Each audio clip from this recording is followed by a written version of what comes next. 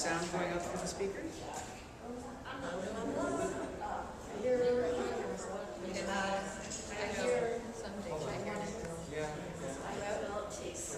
So would someone in the back of the room please raise your hand if you can hear me? A little louder? Okay. So hello, it is now a little afternoon. I'm kind of exhausted, so if you see me just sort of stare off into space, that's why. I was trying to think of something and now I'm just somewhere. Welcome to Writing the Lowercase Letters. This is all about the people, you all know the acronym LGBTQIA. Yes. This is about getting some attention for the people who are not L and G, who seem to take up 99% of the attention, and G is pretty much 90% of that. So, welcome. I am Sioban Krzywicki. I'm a trans woman. I started transitioning about a year ago, came out in January, and things are just starting to settle down into a new normal for me. I help run Readercon. You may have seen me running around frantically this past weekend doing 900 different things. I'm the moderator for this panel. So I will start by having our other panelists introduce themselves, starting with you. Hello, I'm Amanda Downum, the author most recently of Dreams and Shreds and Tatters, which just came out in May, and some other books as well. What else? Okay, did anybody hear any of that? No. Okay. That's fine. All right. I'm Amanda Downum, the author of Dreams of Shreds and Tatters, most recently, which just came out in May, and The Necromancer Chronicles. I have written a few quilt bags. I'm overly fond of that.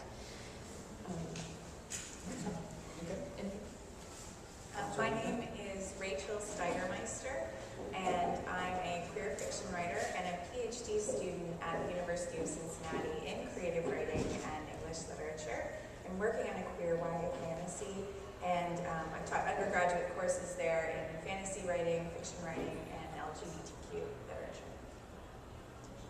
I'm Kythryne Aisling. I'm a poet, and I'm a queer, polyamorous, disabled Jewish poet. I'm taking all the minority cards as I go down. And so I've got a little different take because I'm writing poetry, and it's very personal, and I'm not doing world building, I'm not doing character creation as much as.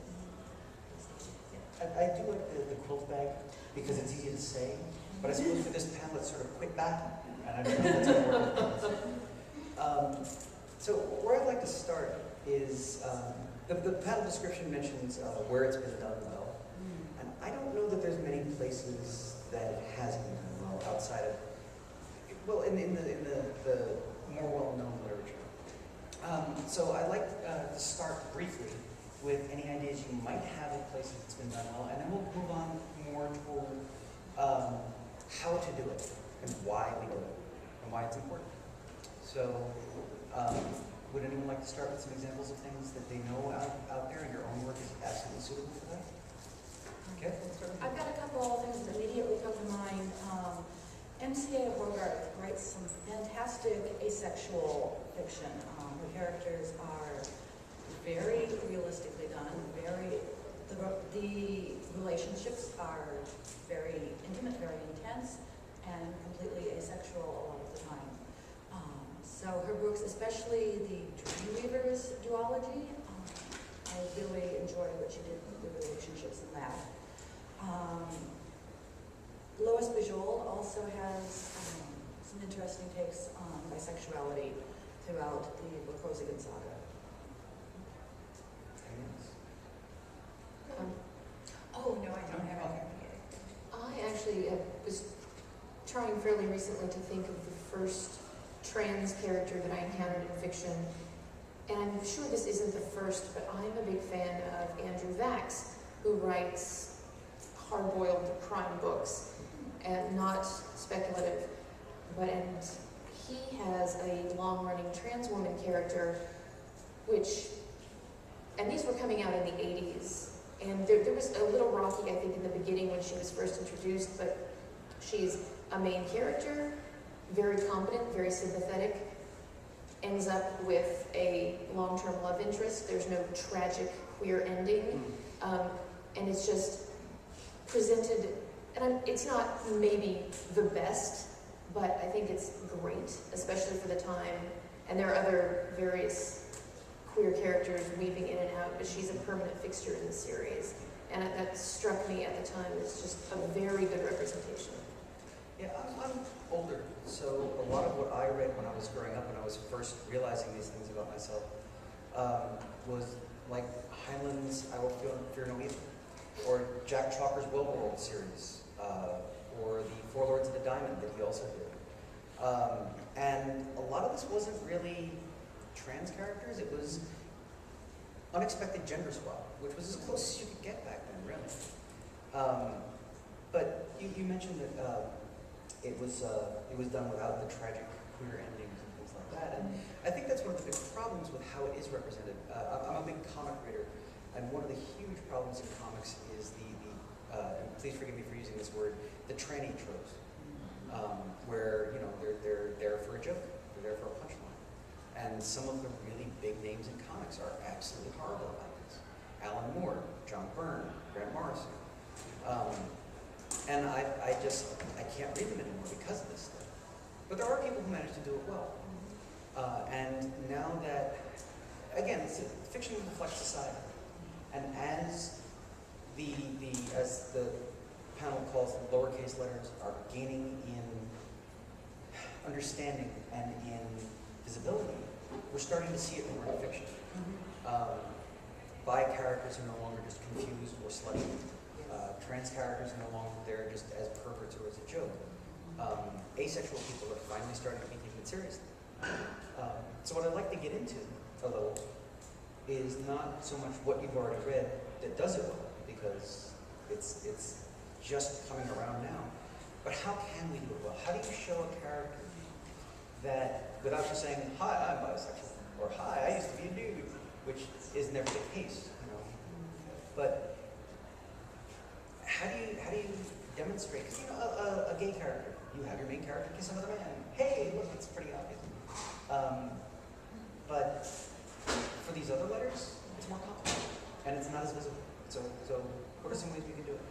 Before even jumping to specific examples of how to make these people and identities visible, I just think about the basic idea of character creation, that they're humans, give them humanity, whole personalities, get rid of tokenism. And the character be as rich and full as any character as a basic starting point. I think if you're building your world well, you can sort of see the backstory. And I have been very out for nearly 20 years. I've had the extreme privilege of being able to just speak out and not have it affect my work or my life. And I find, especially when I'm meeting new people, I don't even realize that I'm outing myself, because we'll be talking, I'll say, so my ex-wife, and then a minute later I'll talk about my boyfriend, and my ex-girlfriend, and my former partner. He lived in Jersey. It comes out, and pretty quickly they figured out, okay, so that's what's going on there. And I think you can throw in your stories, if you're doing it, you either have them reference back, or you can use some back shot. That actually makes me think of the classic thing, talked about in speculative fiction, don't info dump. And so maybe the same thing with the identity. Yeah, I don't think you need to info dump it, you can just weave it into the narrative.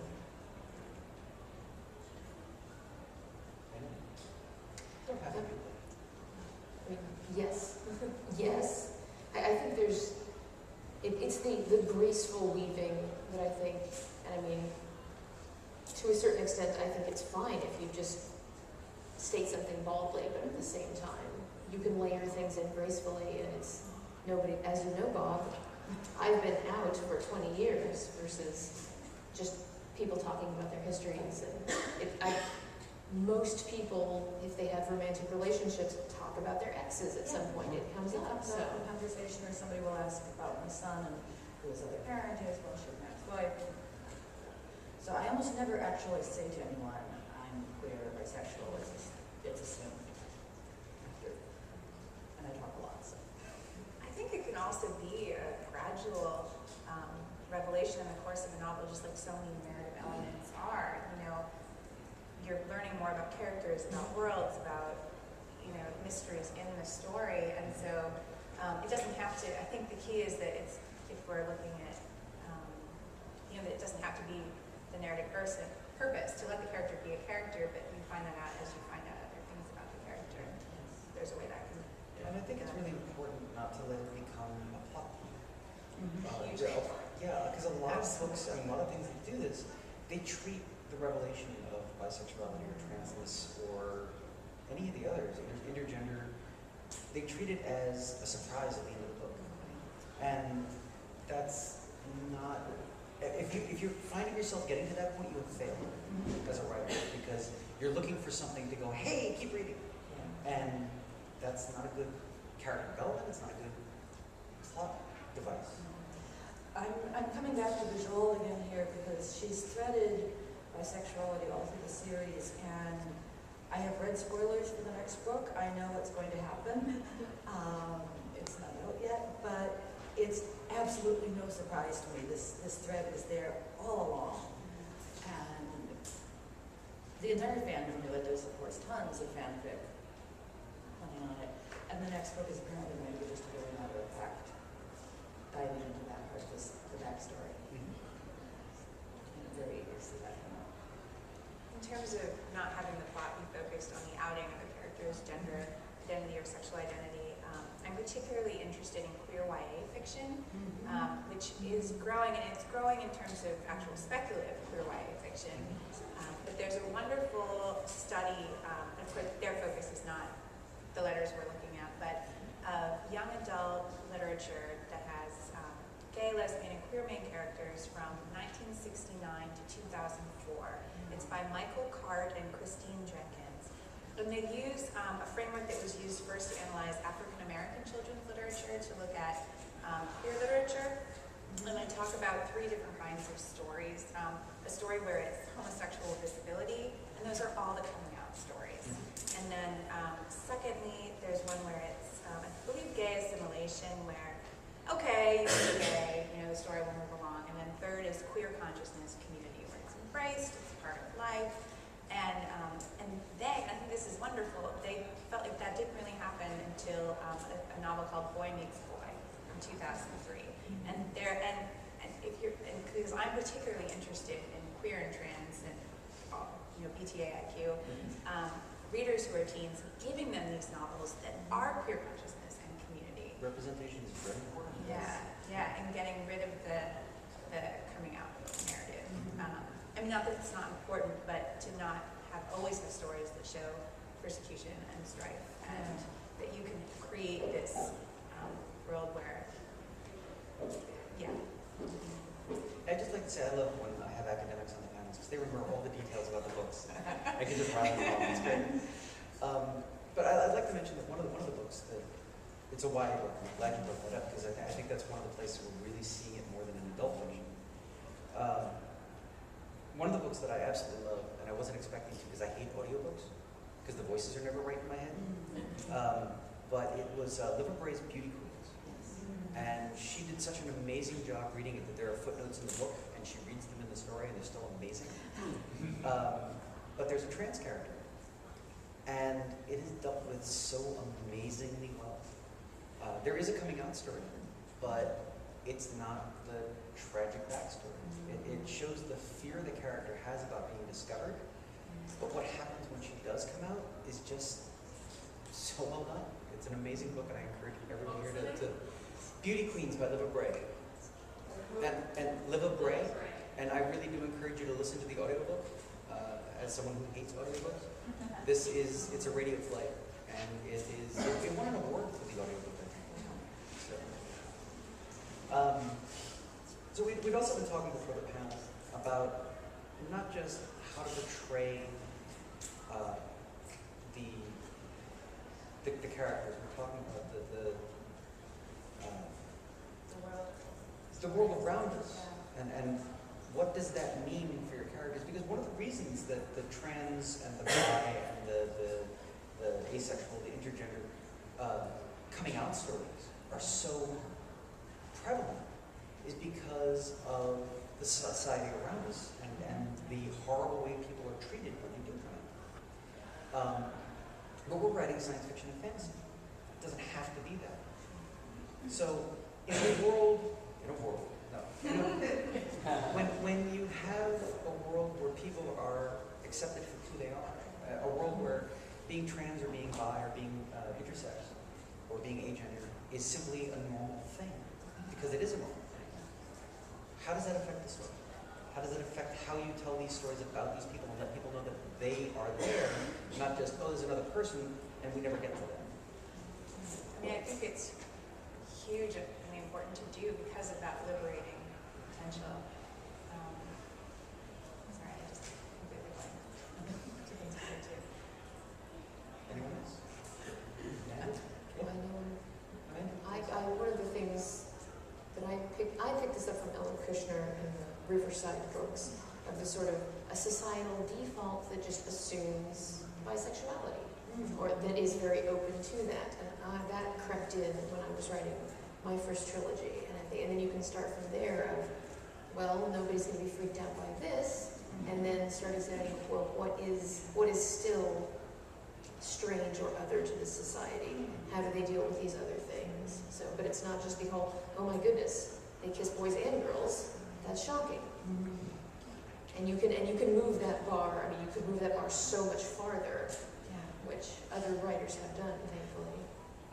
It's not overtly queer, and it's not science fiction, but Laurie King's Mary Russell novels, which are they're basically Sherlock Holmes fanfic with a young feminist lead, and she is very radical for her era, and just very matter-of-factly. Of course, some men sleep with other men. Of course, some women sleep with other men, and it's just very subtly threaded through the book, and it's hinted that she might be, or that even that Sherlock Holmes might be, because when they met, he thought she was a boy. And she's an academic. She's a Cambridge theology and I believe chemistry scholar. So, no, Oxford, sorry. So she has this very academic, progressive, liberated view of the world. And so having this liberated for the era view of sexuality just fits with her persona. It's very subtle. One thing I'm really interested in world creation is the actual societal structures and structures of power, because when I've been looking at queer YA fantasy books, I'm seeing books where the queer characters are accepted. It's just sort of, in society, sometimes, people are like women, or it's still the people that have the most power are heterosexual parents. And so you get this kind of like subtle acceptance, but at the same time, this oppression. And then you could say, well, you really believe in monarchy, you want to have, a bisexual and transgender monarchs. But so I mean, I think it's really tricky, and I think it's still problematic. So maybe making some of the characters the parents, and the kids treat it like it's no big deal, because it's not. Absolutely.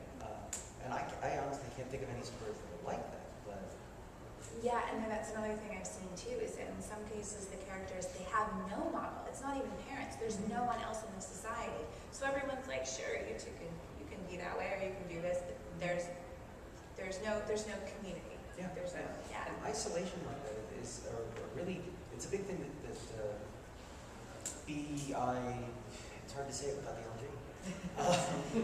You get so conditioned. I'm actually ready to say BTAIQ. BTAIQ? I'm like ready for it. I'm ready to. So, go ahead. Oh no, I just mean I'm No, go ahead, say excited it. about the acronym. Oh, BTAIQ? there you go. Yeah. Okay. So, BTAIQ characters who, you feel very isolated in society as it is, depending on what region of the country you're in, what region of the world you're in. Massachusetts is pretty good for it. Twitter has helped enormously. But in books, you're right. We see characters in isolation. When we see these coming out stories of oh, you're bi or oh, you're trans, you're the only one in the world who's like this. And that's It's supposed to be liberating. It's supposed to be, oh, look, there's someone else like you, but there's no one else like them. So how do you represent a society for a community for these people, rather than just general acceptance from all these cis-het people? Have a diverse world that you are functioning in, or if you're writing on the grand scheme of things. Again, back to Bajol, she has some planets that are very progressive, bisexuality is the norm, and other planets in her books where it's very taboo, and so she shows the interactions between people from the different planets and how they look at each other. But it's just, there's Beta, which is Beta has earrings to represent. You wear an earring to show if you are a woman who likes men, and if you're married or unmarried, one or two. It's this whole coding that's just, it's on your person. Everybody can see it. I think too, as we move forward as a society, it's going to get better. I say that as mother of a very young son. I grew up very much isolated. I remember the first books I had access to were coming out and tragic and horrible. But my son is 4, and at dinner the other night he says, Mama, when I grow up I'm going to be a dad, because boys grow up to be dads. And I said, okay, sure, if you want to have kids. But if I decide to be a girl, I'll be a mom. And I see that so much among his peers, and there, especially from like 6 and under, there's this generational shift where it's going to be there more. And I think as more and more we shift forward into a world where we can be out, we can be speaking publicly, we can say, yes, put this up on YouTube. As it gets more into the public eye, the art and the literature is going to follow. And this is why I think we need to start writing Yes. down Yes. for children like your son, Yeah. or daughter, or whatever gender they figure out. Because I would like to remind people that bi-gendered people exist, Yes. agendered people exist, people who don't even feel that they fit on the spectrum. They exist, and they're important. Yes. And it's not one person out there. There's a lot of them. And we have a problem with scale in our world. We have a tendency to look out there and go, oh, well, sure, there are trans people. There's what, like 90 of them? Because we can't wrap our heads around the fact that in the United States alone, there's probably 1 to 2 million trans people. And that's just the ones who feel comfortable identifying that way, who feel comfortable being out about it. It barely counts the bi-gendered, agendered, people with new genders, with different genders. There are, you've heard the famous Kinsey study that says 10% of people are gay. Well, what everybody forgets is that's one extreme end of the scale. That doesn't count all the people in the middle. Yeah. So, by my own estimates, and this is incredibly unscientific, but by the people I see talking, and the people I see quoting statistics, the people I see researching, and it all comes out in dribs and drabs, but I'm betting the number's a lot higher, a lot closer to 30, 40, 50% of the population. Yes. But our society doesn't let us feel comfortable enough coming out, even in anonymous surveys, Yes. to give us accurate representation. And literature can help with that. Yes. Go ahead. Well, I was going to say just because this is accurate representation is so important, and I just want to bring up what I think can be a challenge or a pressure, and that I'm feeling working on the novel that I'm doing. I'm going to have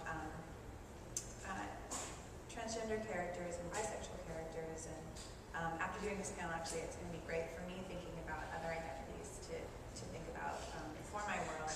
But I feel like there's this pressure or expectation because I don't want a reader to think I'm presenting a transgender character as if this is what all transgender characters are like. I mean, that's the thing, that burden of representation that makes me nervous, but I feel like, I want to do it anyway. These are my characters, and it makes me think of when the L Word, that TV show, came out. And well, there's no other show with lesbians, so then there was a lot of disappointment because glamorous LA lesbians, mostly on a more feminine spectrum, are not representing all lesbians or queer women. And it can't, a show can't, but I think it makes it really important. But for me as a writer, a little scary, like I'm going to try to do my best, but I still kind of worry about, you know what, because I want readers to be able to find themselves, but I'm not going to be able to have every reader find themselves. And I know I keep coming back to trans issues, but, you know, that's me. In TV right now, we've got a lot of trans women characters, and unfortunately we have some black trans women characters. What we don't have is very many trans men. And yeah, and a lot, we have no non-binary people. And even in, there are 2 new shows that are coming up that look absolutely wretched, where it's about family life and the dad is transitioning. And it's all about the kids and how it affects them. What the hell with that? You know, this is a person. This isn't like someone's parent and that's their only thing in existence. And they're going for all horrible traditional tropes. And TV is not going to be the forefront of this. It has to be books, it has to be literature, it can be movies, it can be internet things. But, so, that actually leads me into something else, if you don't mind. The internet is a great resource for BTAIQ. I can just be the one. I'm the contributor for the BTAIQ people. And what kind of writing do we see there that different forms of writing, different medium that we can use that can help with representation? That's good. I may have gone off the deep end on this. I'm thinking, I mean, obviously there's just a lot of fan fiction which is dealing with gender and sexuality issues, and it's either, well, what if these characters were queer, or what if we swapped a gender for this character, or all of these things, and I think that's there's a lot of interesting stuff happening there, and a lot of things for people to find, and just having the resources, the nonfiction resources. I know when I was writing an asexual character and just having, I know a few, but at the time, not as many. But I could find resources of a lot of people talking about different stories and the different ways this affected their lives and expressed in different people, and that was amazing. I think, again, that it comes back to visibility too, and what you were saying about how you have this weight of representing this broad spectrum. If more people are willing to be out publicly and visible, it lets you get a glimpse into what somebody else's life is like. I often say that I think one of the most powerful forms of activism I can do is to just live very visibly. And then people get to know me, and then I'm not going, hi, I'm a label. They know me, and then they gradually find the rest of it. That's actually one of the reasons why you'll frequently, even if I ever manage to get to the point where everybody just sees me and sees a woman, that I'm just going to be standing there, hi, I'm a trans man. Visibility is so important. Yeah. And it's not for everyone. Not everyone is saying not everyone. And I just want to emphasize that, because so often when people say visibility is important, it feels like scolding. Yes. But you have to be who you have to be. It can be your kind of personal activism. Yeah. If you are in a safe place to do it, absolutely. Yeah. So, I'm sorry, go ahead. Well, I want to just, I don't know if this is backtracking or moving us slightly to the side, but just talk about other aspects of diversity, because we're talking about these gender and sexual identities, but there's so much intersectionality. There's, race, ethnicity, class, socioeconomic status, and then we already have, say, within a BTAIQ, people that are then going to be less represented within that, or have already been really insensitively represented. Like I'm thinking of the way in our world, and I'm not less familiar with literature, but I'd be worried about it, African American transgender women are treated, and just to bring that into the writing. So we don't have a world of white privilege, BTAIQ. I say this often on Twitter, if you're not thinking of intersectionality in every single thing you do, you're doing it wrong. It's important. There's a book I want to recommend. The main character is a lesbian, so a little bit out of our main scope, but she is a black lesbian with chronic health disabilities in space.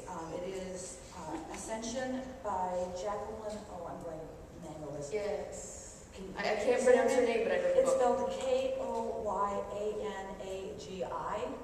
and again, ascension, a tangled axiom. It is one of the best representations of physical disability I have ever read.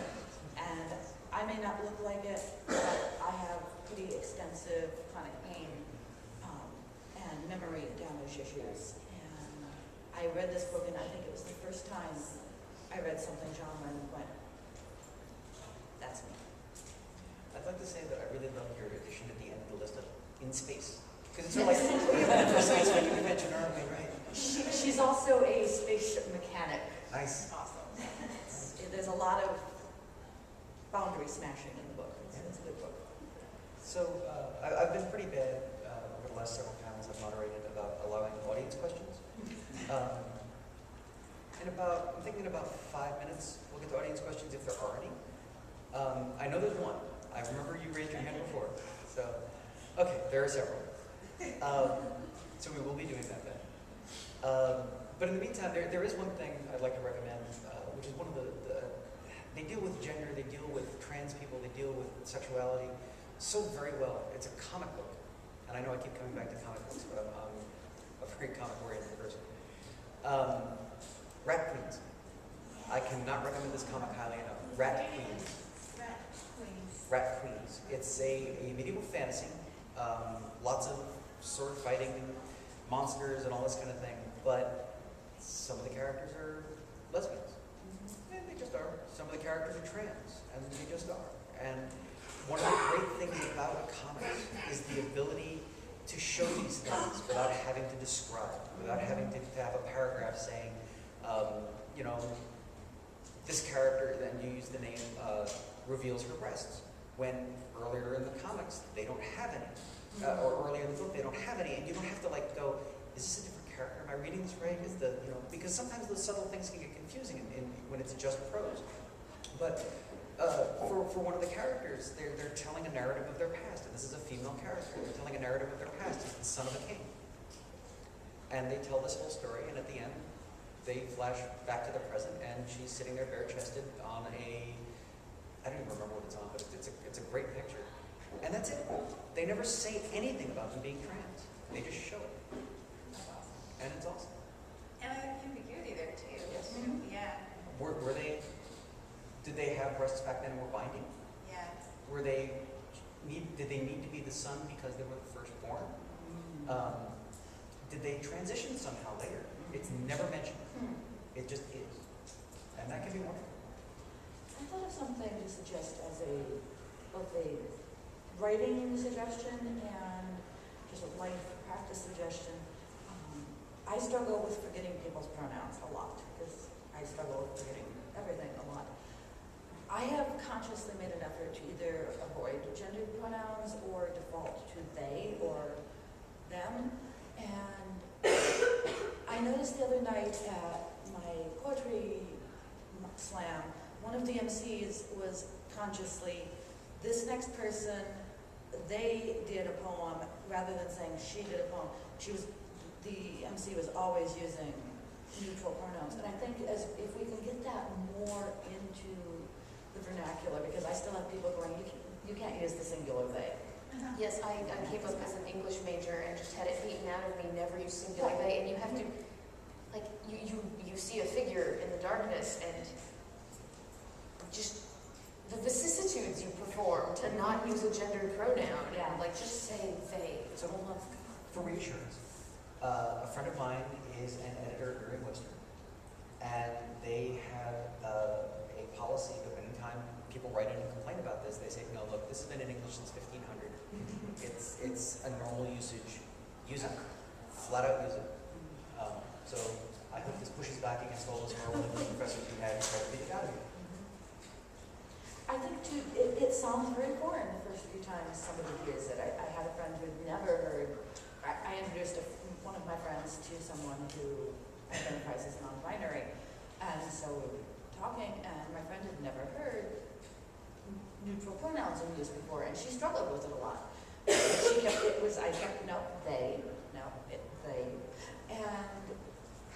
she very quickly got used to hearing it, even though it was clearly this jarring, discordant thing. I think the more we can put that into our writing as well, or leave ambiguity. If you're writing, I write poetry, so my writing is very sparse, and there's not room for world building. There's not backstory. I will leave as much ambiguity as possible in spaces, and then people can fill in what they want. So one last thing before we start taking the audience questions, if you don't mind. And that's about, so we don't want to make the characters the surprise, the token, any of this kind of thing.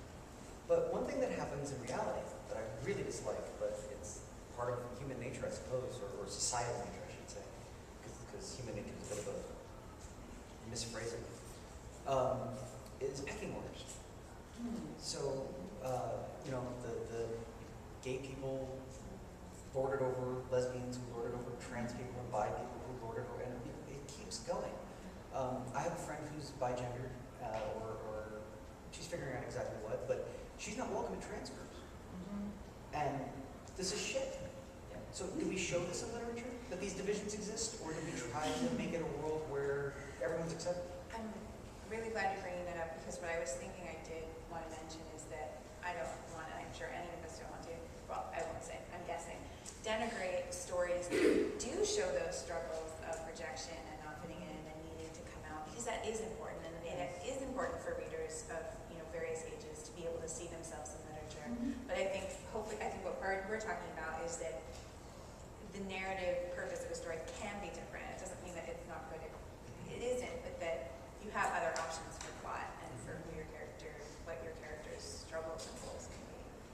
So yeah, I think it's still important to show those. But to that makes me think, could it be, well, as a writer, I never like the idea of you going in with a metaphor, so ideally not going in with a metaphor, but if the character's having a different kind of struggle, a different kind of pressure they're up against, but maybe there's a way that can relate to our real world, but not be a direct correlation. Yeah. And then I feel like I'm going to talk over you a bit. So if you have anything you'd like to say right now, I didn't want to be excluding you.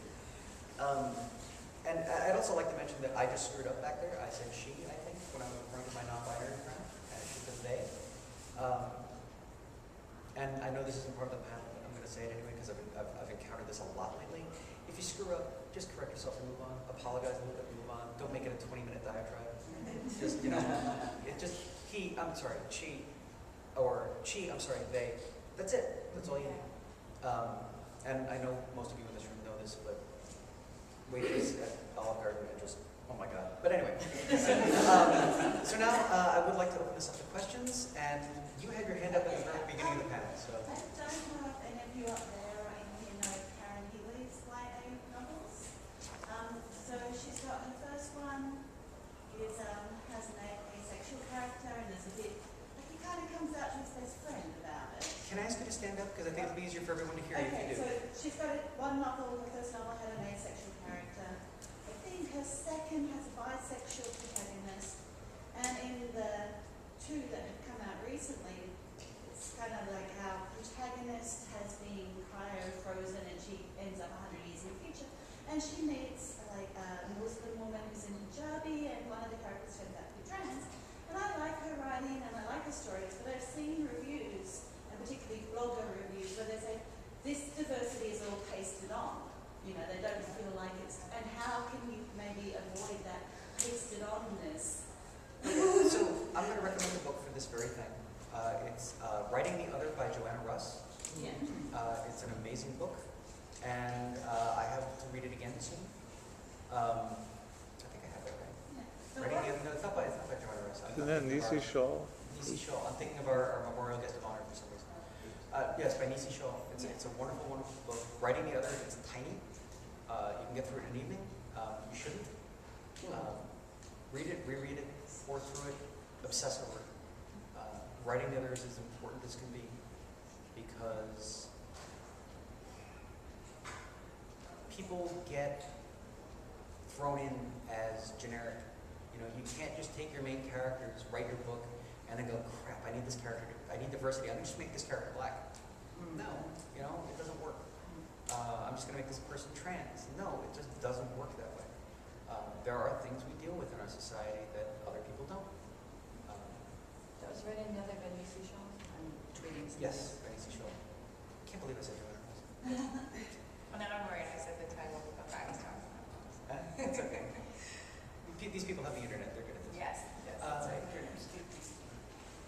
I have a friend that was just doing an article, interview, day in the life of a bi-gender character or person, and she was saying, the only thing I can think of is to keep switching the gender back and forth because that's what he or she or both or they does. I said, well, why don't you be inventive and come up with a new pronoun?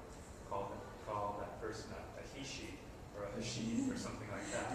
Try to avoid those. I don't like that personally, but I think that's something that just needs a matter of acceptance. But I think the main thing that I wanted to ask about was what steps lead toward literature being more inclusive? Because I find that in my own writing, something as minor as I have two gay characters, but one of them's not quite as out, and it's set in the future, and readers are saying, isn't this solved by then? Going, no, people are still going to be hesitant to reveal themselves in the future. I don't think it's going to be quite necessarily a solved situation in the future. But there's that, and then there's also, as I go on, it's sort of the idea of what you're saying about how some characters feel like they're just cast as being diverse, and then on the other end, you have to sort of match that balance of having characters whose sexual identity or their gender identity is central to the plot, and that can be seen as exploitive at that point. So that balance and that reaction sort of made me hesitant to experiment more. And as a writer, I think on the one hand, if you see someone complaining on a 2-star Amazon review because you had gay people in your book, well, you say, well, screw them, as well why not. But then there's the other criticism of, well, I don't think you portrayed this trans character well or realistically, and then it's like, is this a failing of the writing? Is this person having a narrow experience? Was it my narrow experience? And that's hard. There's the obvious bigotry that you can discount out of hand, but then there's all of this other criticism, and how do you choose what to take to heart? Because the trans experience is not a monolithic experience. Mm-hmm. We all have very different experiences, just as everyone else has very different experiences. And I'd like to just mention, please, ask people. Yes. Talk to people who are living this life. They will tell you, most trans people will tell you very quickly, do not use he, she, do not use tranny, do not use any of these things, she-male, because these are all words that have been used to denigrate and objectify. There are plenty of good words out there. And if you're going to make up a word, make up something like flirg. Make up a word that doesn't exist. Don't use, what the heck are they called? Portmanteaus. It's too easy. And if you're going to do anything like that, go do science's favorite horrible mashing together of things. Get a Greek root and a Latin root. Smash them together in a particle accelerator, and you've got something. I want to throw one thing in there, which you will see exceptions to that. You know, some of us are identifying as queer, which has historically been a pejorative. Anyone within a group can reclaim the label for themselves. I can use queer for myself or for people who I know are queer identified. I'm not going to use that for someone who I know is in the umbrella, but that I don't know that that is a word that they use. And there are a lot of ones regarding trans people are the same way. I know people who do reclaim them. Yeah. There's a woman who wrote a book recently, and I said she-male is part of the title. She's a trans woman. I'm not going to buy the book because of the title, but she's perfectly, it's perfectly acceptable for her to say that. However, she's white, so there are certain words that, no. Yeah. You just do not do that. Yeah. Let's try this side of the room. I have a question about gender-neutral pronouns. Okay, I'm sorry, could you go up, speak up just a little bit? Gender-neutral pronouns in speech and person work very, very well. I find that in stories, when there's ambiguity, people tend to fill that space in with themselves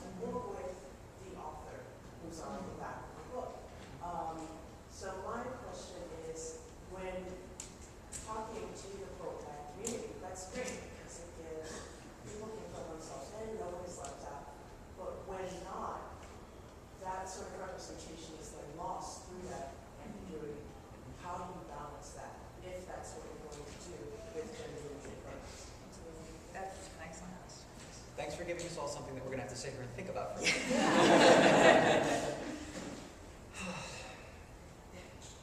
That is hard because even the they can become very confusing in written text. I sometimes find it hard to remember in a book with a lot of characters. If some of them don't show up for a while, wait a minute, who is this again? And if now you're referring to they every so often, it can make your sentence structure kind of awkward. And if you Pronouns are the devil. Yeah. It's hard. I wonder if it goes back to what was being talked about with the previous question of creating your own system of pronouns as a way to kind of, force seems like too strong a word, but yeah, force the reader to be thinking about that, to have that be part of the world they have to learn as they're reading the story. Though I will say that when you do something like that, you create your own pronouns or you create your own terms, you have to hammer that home for like the first chapter or the first half of the story for a shorter story, because otherwise the readers aren't going to get it. They're gonna gloss over, they're gonna forget, and when the word comes up later, they're gonna be like, "Is this a typo? What happened?" Well, I think there was going to be footnotes again. Yeah, and you want to avoid it's the footnotes, tricky. but you have to have it come up a lot naturally to make it worth being able to do it. Yeah. Or have a glossary. I mean, I've seen that work. Oh yeah, actually, glossary is a great idea. Yes. That's an excellent But idea. I don't know if I like glossaries because I'm something of an academic, and I love looking at footnotes and glossaries and things and maps, or if this is something that readers will go, "Oh yeah, that word, what does it mean?" Right, okay, back to the story. Well, and there's the thing of, well, just don't describe your main character and then the reader will inject himself, which is alien to my experience as a reader, but apparently it's a big thing.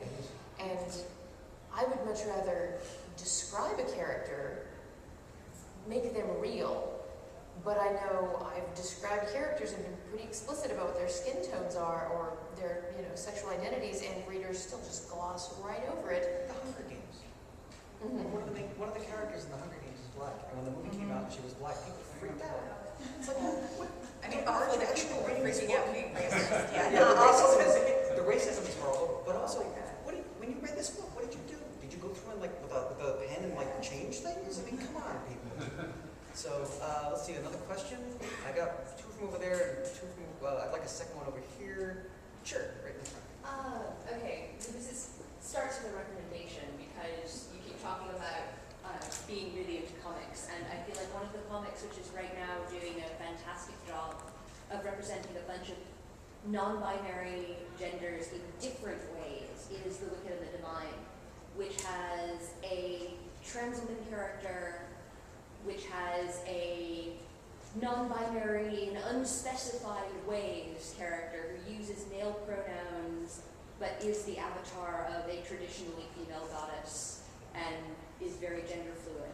And as someone who is trying to figure out how to write a diversity of diverse characters, not just one kind of diverse character, I was talking to my friend John earlier and saying, well, I keep writing everybody's bi, and this is just reflecting my experience. I need to, as a person who is a member of this group, I also think that we sometimes need to think about not just reflecting ourselves into the page, but also reaching out to represent our fellow travelers. And remember, when you're doing this and you're writing bi characters, remember that there are black people out there that are bi. There are Hispanic people out there that are bi. Yes, there are lots of different kinds of there are classes. There could be a wealthy black trans woman and a poor white bisexual agender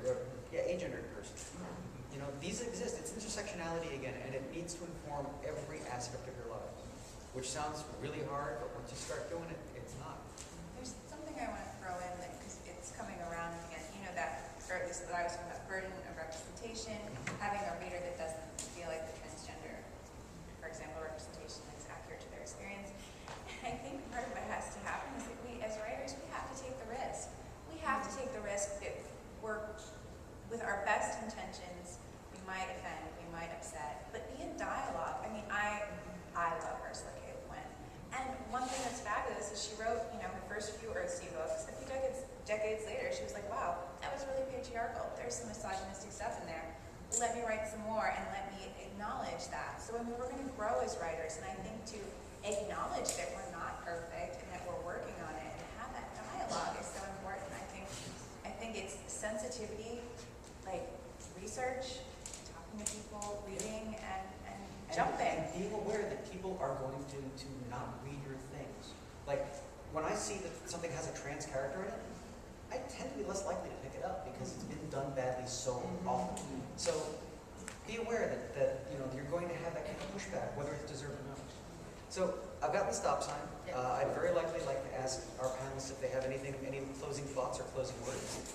I just want to say I have to run to my next panel. I will be around lingering for a little bit at the end of the day. If any of you have questions, if you're working on a character and there's something you want to know but you're afraid to offend somebody by asking, come ask me. You cannot offend me. I cannot speak for everyone. Do I have something? No, I don't know anything. I'd like to say that I'm a very open trans person. I'm also very willing to talk to anyone about almost anything about being trans. If you start accusing me of things or asking me, you know, very pointedly bigoted questions, you're going to get the brush on. But I'm happy to answer any questions you have, and I'd like you to remind you also, though, that what the answers I'll be giving you are very filtered through my lens. Yes. I've done a lot of reading. I try to be intersectional about things, but my experience is my experience, and it's not going to be everything. So thank you all for coming. I hope you enjoyed it.